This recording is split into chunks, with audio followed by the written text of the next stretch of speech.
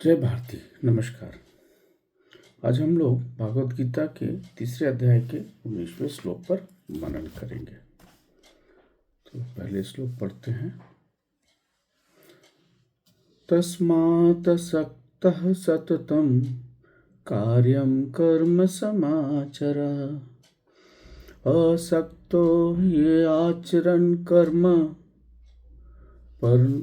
परमाप्नोति पुरुषः। तो यहाँ पे भगवान जो हैं कह रहे हैं कि हे अर्जुन, तू इसलिए निरंतर अनासक्ति या आसक्ति से रहित होकर कर्तव्य कर्म को करो, क्योंकि आसक्ति से रहित होकर अनासक्ति के साथ कर्म करता हुआ मनुष्य ही परमात्मा को प्राप्त हो जाता है। तो इसको कविता के रूप में देखते हैं।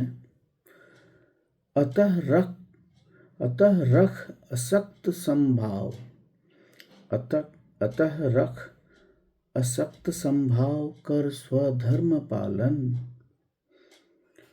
अतः रख असक्त संभाव कर स्वधर्म पालन, नैमित्त कर्म कर अविरत। अविरत मतलब विराम शून्य, बिना रुके हुए। नैमित्त कर्म कर अविरत, रख समयक आचरण। प्राप्त करता है मनुष्य इस मार्ग से परम ब्रह्म, रह मोह रहित विरक्त कर कर्तव्य कर्म पालन। तो यहाँ पे भगवान जो है वो कह रहे हैं कि जो साधक है उसको समाज के लिए और स्वयं के लिए अनासक्त भाव के साथ कर्म करना चाहिए और इससे परम अवस्था को वो प्राप्त हो जाएगा।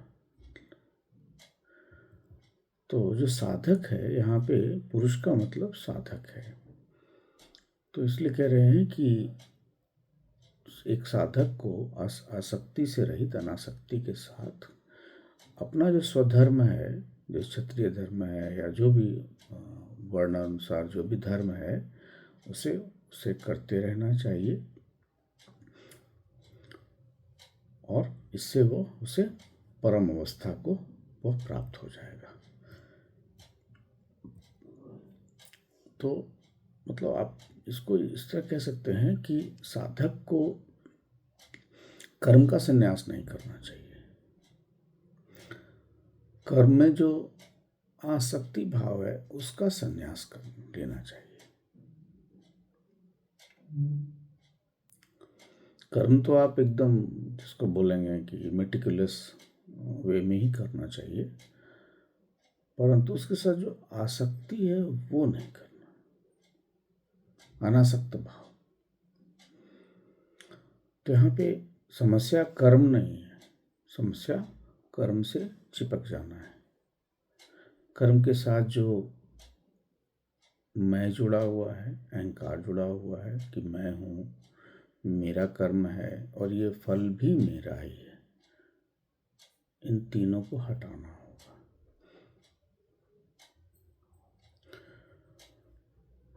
तो अनासक्त भाव में ये हो गया कि फिर आप सिर्फ एक निमित्त मात्र हैं। आपको एक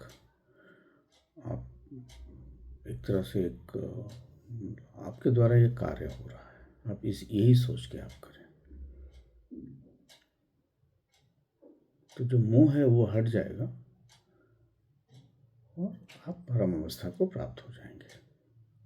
ऐसा इस श्लोक में भगवान ने कहा है कि कर्म तो आपको दक्षता के साथ करना है,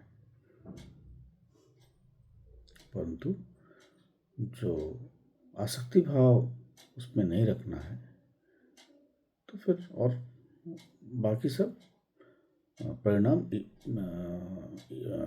ईश्वर पे छोड़ देना है। यहाँ पे कई चीज़ें होती हैं, जैसे आपने कोई कर्म किया और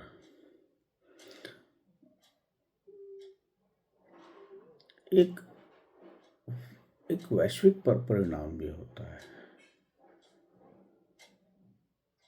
कि आपके कर्म के साथ और लोगों का भी कर्म जुड़ा हुआ है जो अन्य कार्य कर रहे हैं, तो परिणाम क्या होगा वो तो अ, कई बार इन चीज़ों के सहयोग के कारण होगा। जो संयोग होगा उसके कारण होगा, तो वो तो प्रश्न चिन्ह है, वो तो नियति के गर्भ में है। तो आप उसके साथ आप अटैचमेंट मत कीजिए, बस कि परिणाम क्या होगा। आप अच्छा करें, संभव है कि परिणाम अच्छा आए, तो उस परिणाम को फिर आपको प्रसाद रूप से ले लेना है। और परिणाम अच्छा नहीं आए तो उसे आप शिक्षा के रूप में लेना है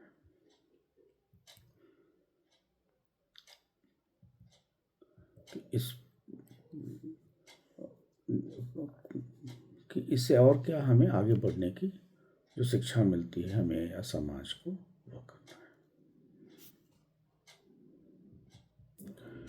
तो अनासक्त भाव ही कर्म को योग बनाएगा।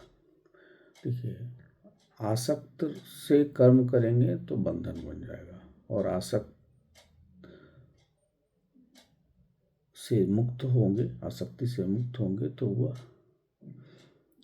वो मुक्ति मिल जाएगा।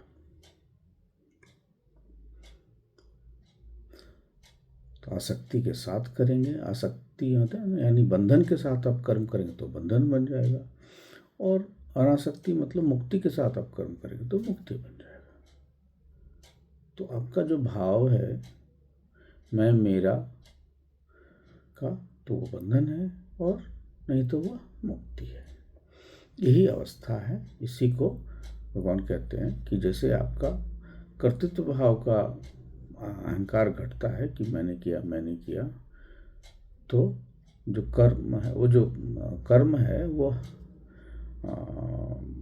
आप कह सकते हैं कि ब्रह्म की ओर उसका बहाव होने लगता है। तो अनासक्त भाव ही कर्म का मतलब, एक तरह कह सकते हैं कि कर्म को का शोधन है। जैसे दूध में से अगर हम शोधन करें तो घी निकलेगा, ये उसी तरीके का है।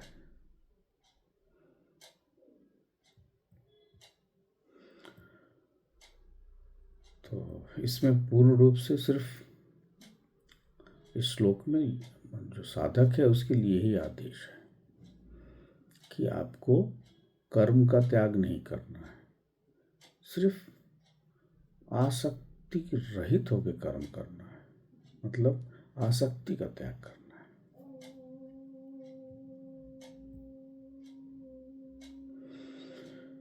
तो आशा है यह आपको ठीक लगा होगा। नमस्कार, जय भारती।